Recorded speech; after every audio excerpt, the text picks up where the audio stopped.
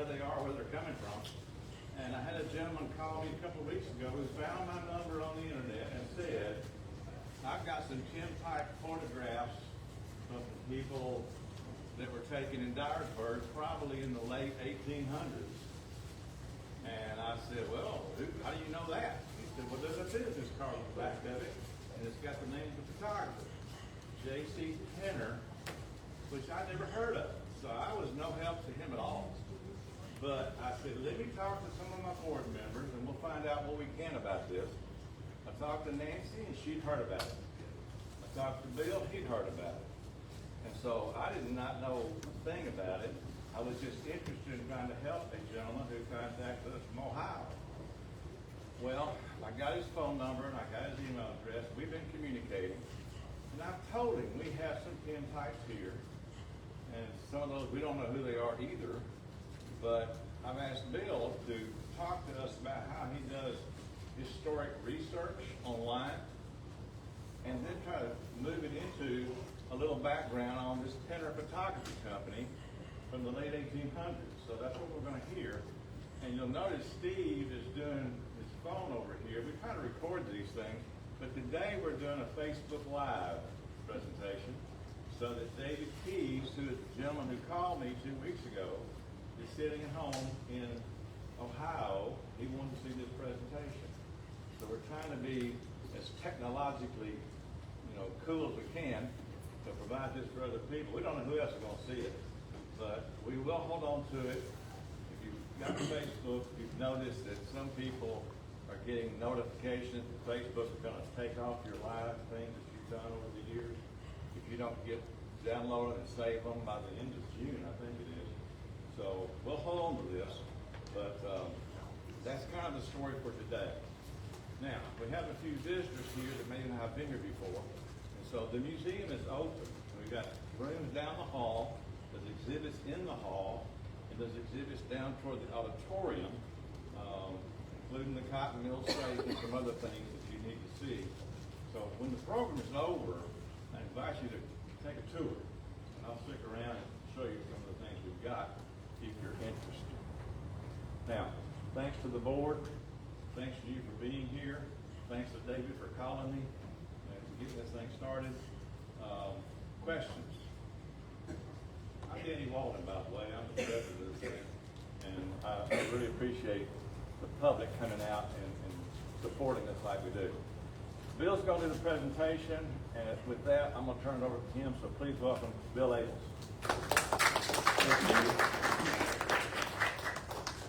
First of all, before we get started on anything else, we are a nonprofit. We depend on sponsors. We depend on members.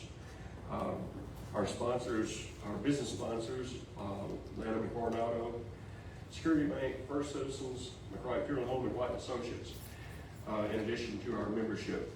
How many members do we have that are here, actual members? If you're not a member, I suggest that you might think about it. We're having a drawing of members after this program's over. I'm not sure what he's giving away, but there's some prizes we're going to give away to a lucky winner, maybe 2 or 3, and it's for the members. So, when I first started to do this program, I had done a program for the genealogical group that we have, and I was just going to gear it towards historical research in general as opposed to doing genealogy research. And like Nancy said, we kind of took a turn midway. So last week I edited this a little bit. But one of the biggest boons for research is the advent of the internet, and very few people are using it to its full advantage.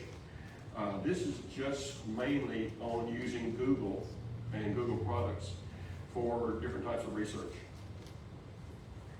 I call it beyond the search box because most people, when they're using Google, you put something in the box, you hit enter, and see what comes up, right? And that's just kind of take your luck. There's a lot of organizational problems when you're trying to keep up what you find. You can probably find a lot more than you can understand and a lot more than you can keep track of. Google offers a lot of different apps, different products to help you with all your research and organizing what you're doing. And most of it is free. Google tools that I'm going to show you, everything integrates. For example, you might have a spreadsheet, you might have a Word document, you might have different types of notes that you want to keep, and all that can transfer from one program to the next as opposed to having to keep 2 or 3 different programs. It all integrates together. And it's on the cloud. So instead of having to carry your laptop around, you could be on your phone, you can be on your laptop, be on somebody else's computer. As long as you sign into your account, you have access to all your information. So today I want to talk about just a few of those different tools that they have. Books, Google Maps, Google Drive, Photos, and then getting alerts.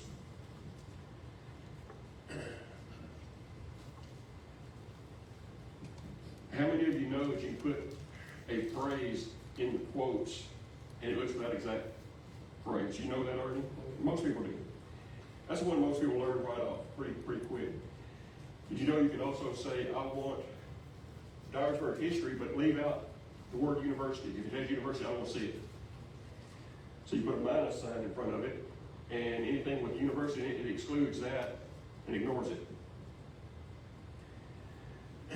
You could say, I want to see New Bern or New Bern, Tennessee. In other words, you can have either or. Make sure you capitalize it. Okay? The word or needs to be in caps. You can give a date range. It's not a regular ellipsis. You notice that's just 2 dots, not 3. Okay? But you can say Dyer County between 1860 and 1865. So it tries to pull up things from those dates. You can even do a specific site search. If you want to see early settlers and you want to just look at what's on the Library of Congress website, loc.gov, after site, and put early settlers in parentheses.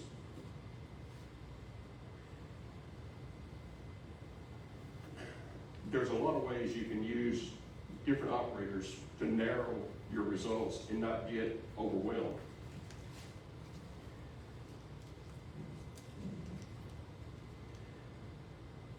And one of the things I told them at the genealogy group the other day when I did this, there's no reason to be taking notes, right? Everything that I'm going to show you is available for Google. There's no reason to write it all down and try to figure it out. You're welcome to kind of get away from that if you can.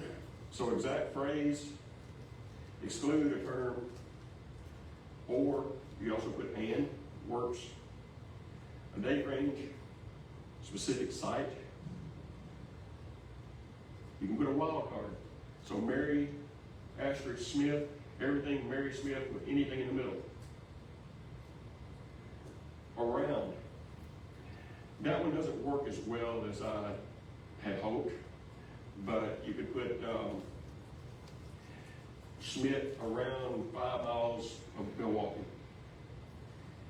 You can also use it within so many words of in a text, within 5 words of something else. Did you know there's a Google Books?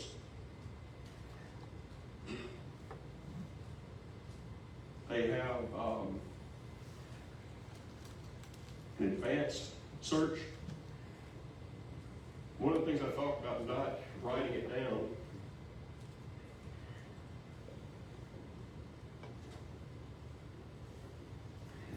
all those different operators are available on a separate sheet. You can just put it all in. You don't have to remember all that, okay? If you don't remember whether it's a minus or a colon or semicolon or whatever, fill that out. You can also do the same thing without it being on books. It can be on just a regular Google search.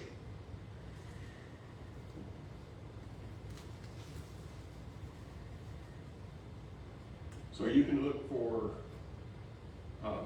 exact phrases within a book. You can look for certain types of books and subjects. You'll handle name variations with or. So let's say it's S-M-I-T-H or S-M-Y-T-H, or maybe it's got an E on it.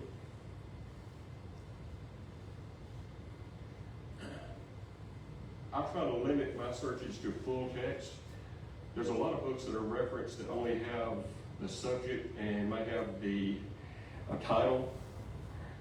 A lot of the books, you can search the whole thing. We're going to look at some of this in a minute.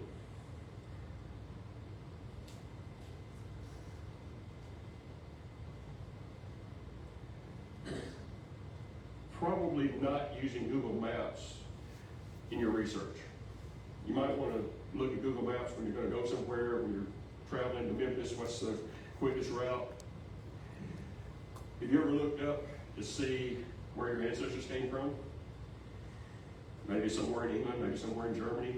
You can look and see actual street views of where they came from. There's a web base and there's an actual app for it.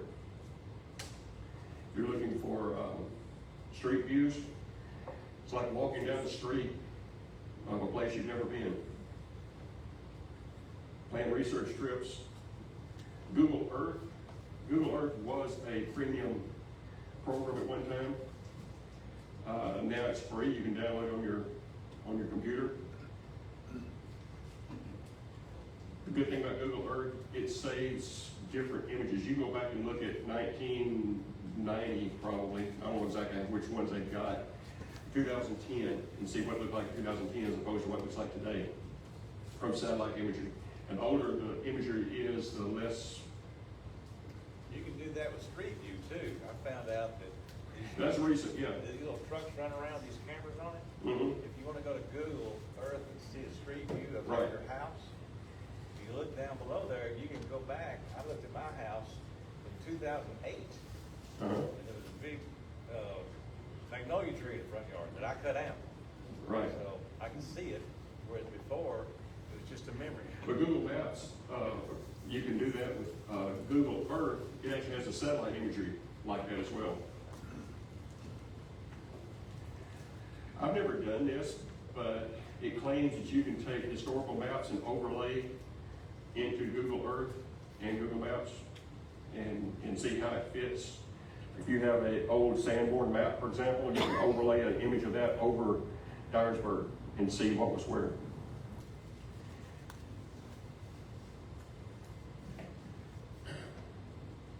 How many of you have cloud storage with Google, with Amazon, with anybody? Okay. With Google Drive, you've got 15 gig free. 32 gig is $2 a month, I think. It's cheap. There's no reason to not have everything backed up to the cloud. Google's, any Power Excel users? You use Excel a lot? A lot. If you are really familiar with it and you do some real powerful programs, you might want to stick with Excel. For 99% of us, Google Sheets is going to do the job. If you're familiar with the term concatenate, you probably don't want to use Google Sheets, you want to use Excel. If you're not, Google Sheets can be fine for you. You can not only track your information, but you can sort it that way. Freeze panes and move things around. It does everything most Excel users will want to do.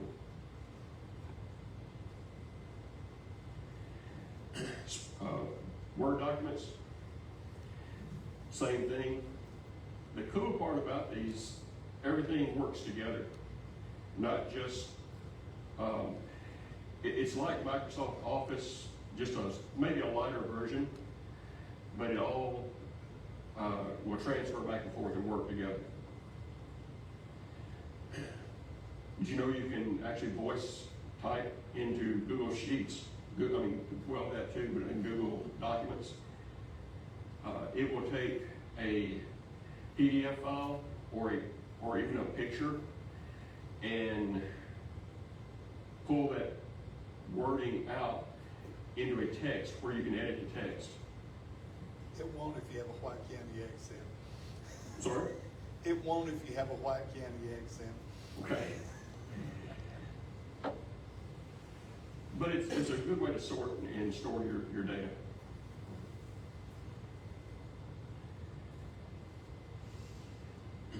Everything in Google Drive that you store, you can share it with whoever you want to share it with. One of the things at the Genealogical Society, they were talking about, what happens if I'm doing something and I want to share it with Edward?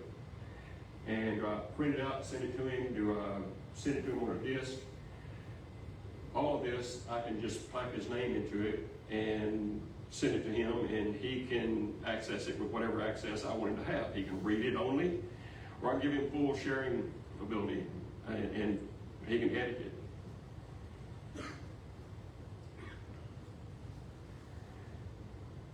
Good place to keep everything in one spot. You don't have to worry about, is it over in this filing cabinet? Is it on my laptop? Is it on my computer at work?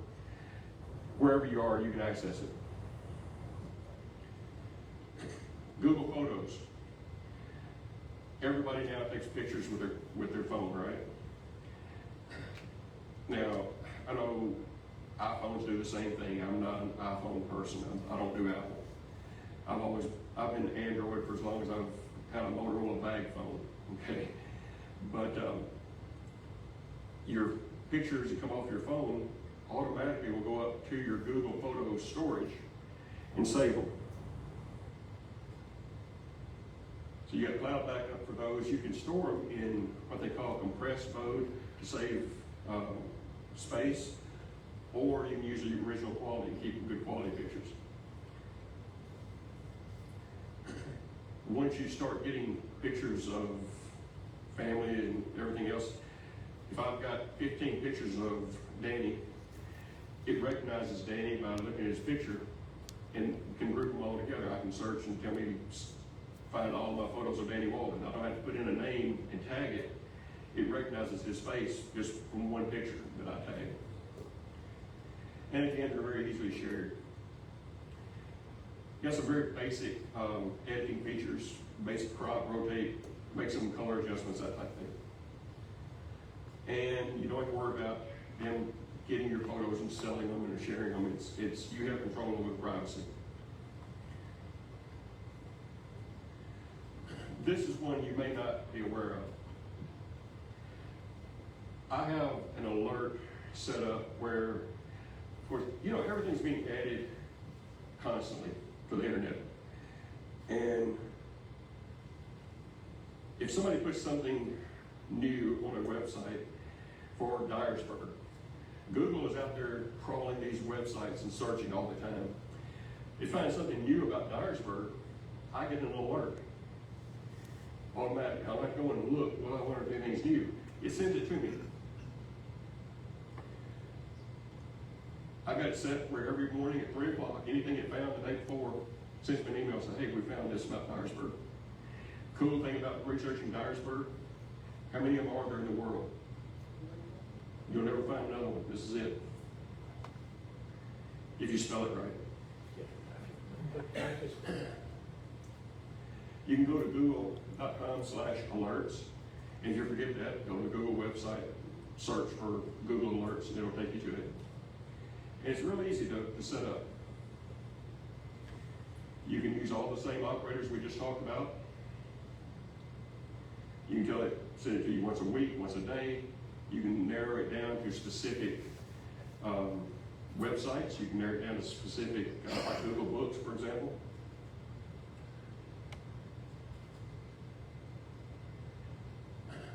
Did you know there's a Google Scholars? If you're interested in, you hear this a lot, how do you know what to believe, what not to believe, what's true and what's not? It looks at research papers, it looks at scientific, community type publications, and it's more than likely going to be something you can trust. Google Translate. I don't know how many of you have ever found something in French or Italian or whatever and want to translate it. It'll do that for you. Even in a book. use Post-it notes. I hate Post-it notes. I have banned them in my office, by the way.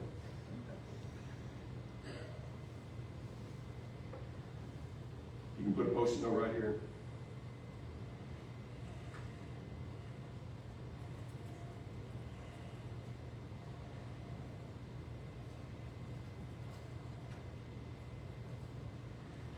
And pin it, save it.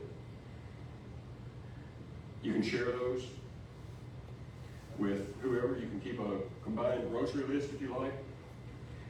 But you can also use it for keeping track of your research, keep notes until you get ready to publish it. You're ready to put it into a Word document, and you can copy and paste those over into whatever you want to put them in. Online Post-it note. And it doesn't get stuck all over your computer, it doesn't get blown away and swept up the trash.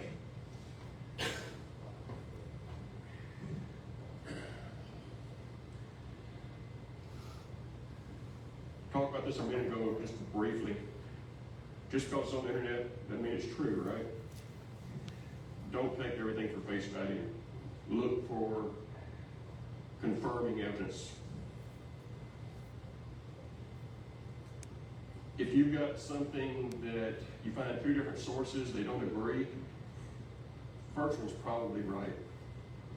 Okay? Go back to the original source. Who authored it? Was it from a reputable source? Was it from a scholarly website, or was it from theonion.com?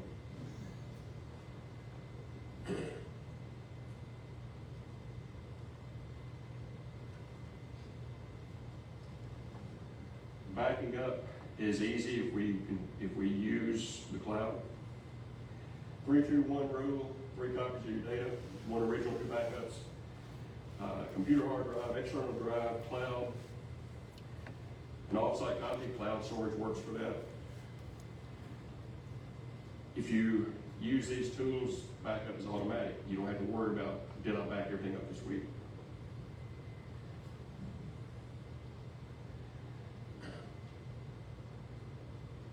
I'm zipping through this because I've added a lot of stuff at the end, okay? So this normal presentation would take a little longer, but we're going to go over a couple of things here in just a minute.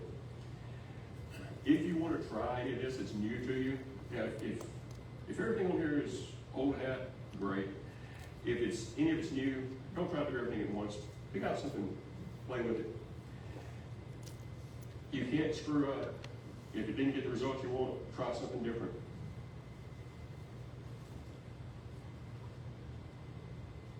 Start a simple spreadsheet.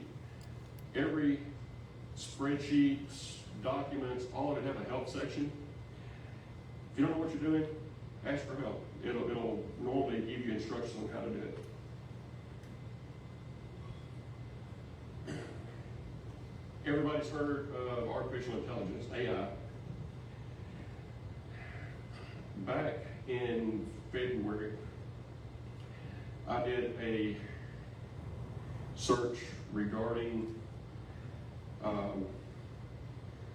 the first 30 days of Trump's presidency. ChatGPT told me Biden was still president. That was in February. A week later, that had been fixed. They can make mistakes. I use 4 different AI engines when I search for something, unless it's obvious I got it right the first time. All 4 of those are very powerful tools. All 4 of those are common language tools. You enter your question and it understands it without having to use all those modifiers that we were just talking about. When we did this presentation before, Elise, I asked her for who was it that we did? One of her relatives. Never heard of it, just out of the blue. Came up a pretty good report, right? all the information about her, dates, where she lived, all that. Just we did kind of on the fly.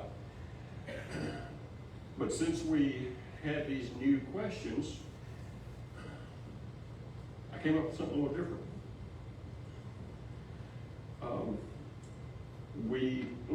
I'll get into that in just a second on the pictures. Forgot about this part. I added this. We talked about Google Books. That is a very valuable resource for anything you want to find out. Happy Trust Digital Library. Y'all heard of that? Need to remember that. They have millions, literally millions of online books that are digitized and stored about anything you can come up with.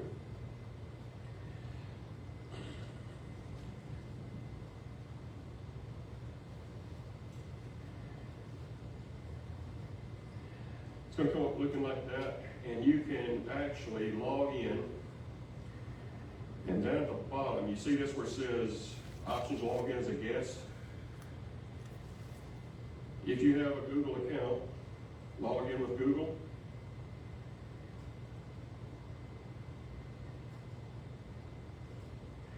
Now when you do your searches or whatever you're looking for, you have a place to save it.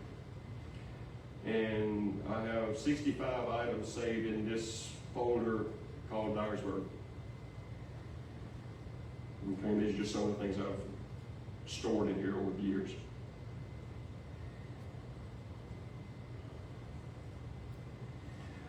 Library of Congress. They've got a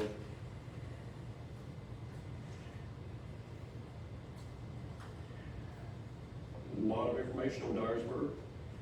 On whatever you want to search is there. Let's see how fast our Wi-Fi is here.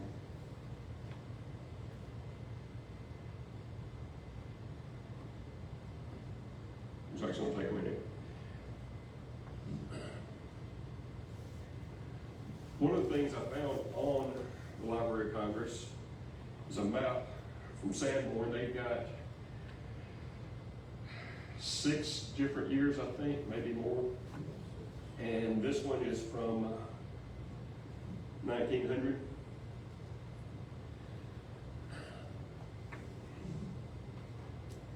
This is the picture Danny was talking about that got sent to us. I'm not sure about this. I really think this guy's dead.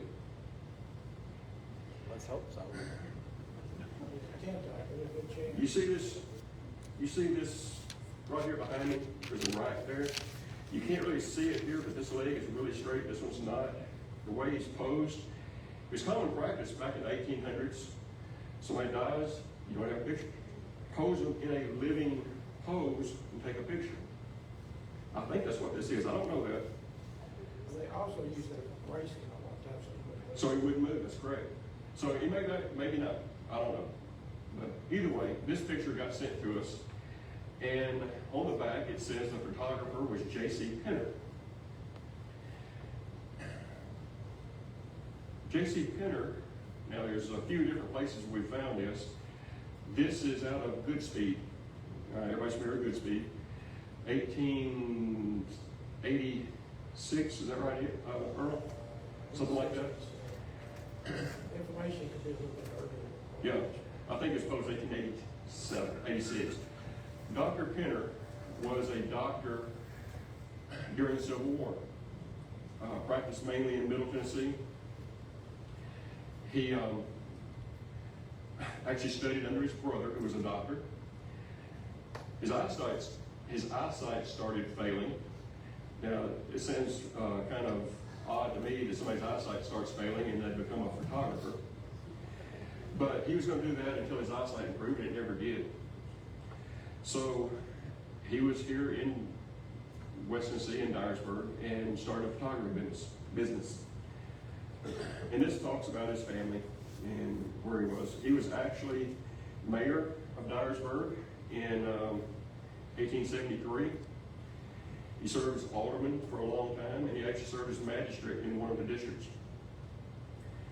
Very influential person in the area. Born 1837, died in 1895. So that picture, obviously, since Pinner took it, we kind of get it narrowed down. It was in the late 1800s when he took the picture. I love this publication. This is a book that, first of all, seemingly doesn't have any relationship to what we're talking about, but it does. In the 1898-99 school year, they published this to tell the community how the city school system was doing. They talked about the fact that they had gone from hall teaching to splitting up the grammar school into different grades, and each grade had a teacher, as opposed to having 2, 3, 4 different grades in a room, all trying to teach them all. It talks about the fact that they had improved their air conditioning system. About that time is when it became popular to start piping in fresh air. You ever been in a room where it starts getting real stuffy and you start getting sleepy and you just can't hardly, carbon dioxide starts building up and it literally will put you to sleep, okay? They realized that pumping in fresh air and conditioning it was beneficial, trying to teach kids. Talks about that in this book. Another thing it does, I think of this kind of like when you were in high school and you went around to different businesses trying to get sponsors. We've got a lot of advertising in here, which is pretty cool. This was the first advertising in here. It talks about Curry and Latta Furniture Company. Undertaking department complete. If you're going to get a casket, go to the furniture company. H.Y. Darnell. Mr. Darnell was a very influential and wealthy person in the community. His family owned a lumber company. They did a lot of logging and stuff. His father's company was in Memphis, and he wound up moving up here. The reason I point that out, Pinner was a very successful person. Darnell was a very successful person. You didn't come off the farm and go buy a camera and start a photography business. It's pretty expensive. Plus, it's kind of complicated. You had to about have a degree in chemistry to know how to make a wet plate photography work. So if you notice Pinner's old stand, this is from 1900. So H.Y. Darnell set up photography business in Pinner's old place. Now where was that? I brought up the Sanborn map. This is the west side of the courthouse square. Can you read that? It's this photo. More than likely, that's where Mr. Pinner, Dr. Pinner, was set up with his photography studio, and Mr. Darnell took over in that spot.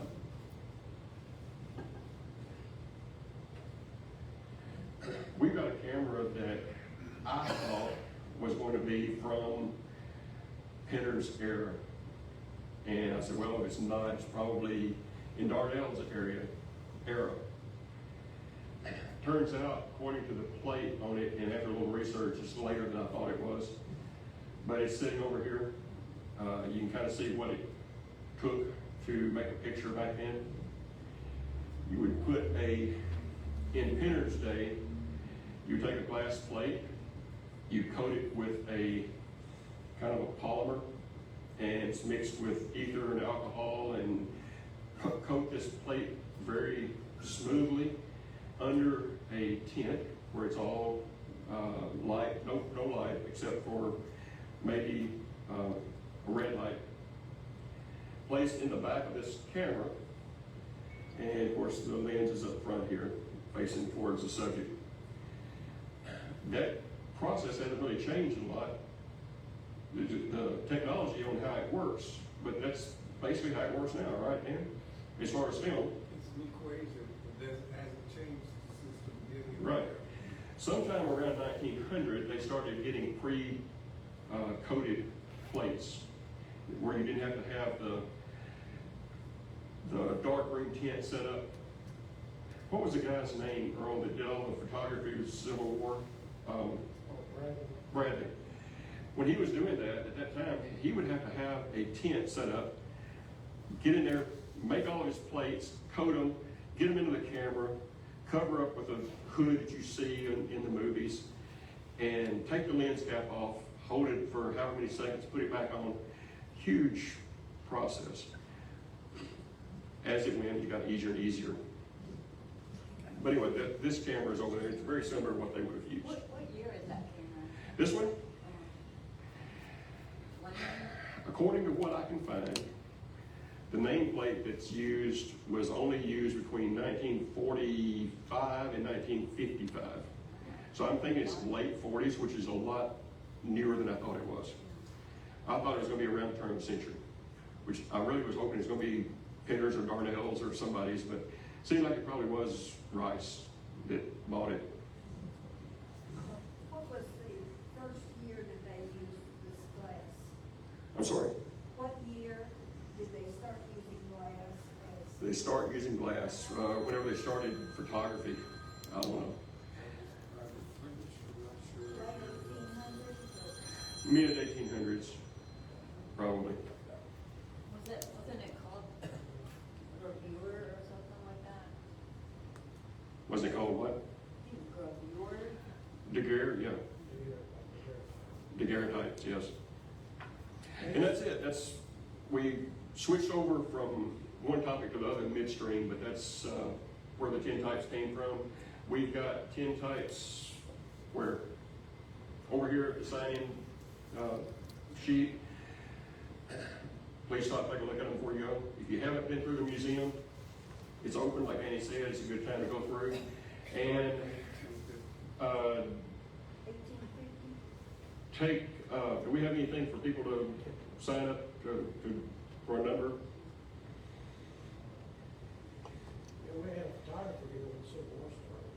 But when the Civil War started, Trenton had all the Union soldiers, so they moved to Trenton, so he had one here. Okay. So how are we going to do this, Danny? How are we going to do a drawing? What year did tin types start? Before they used it. I have a question Okay. about Tintype. what you're saying.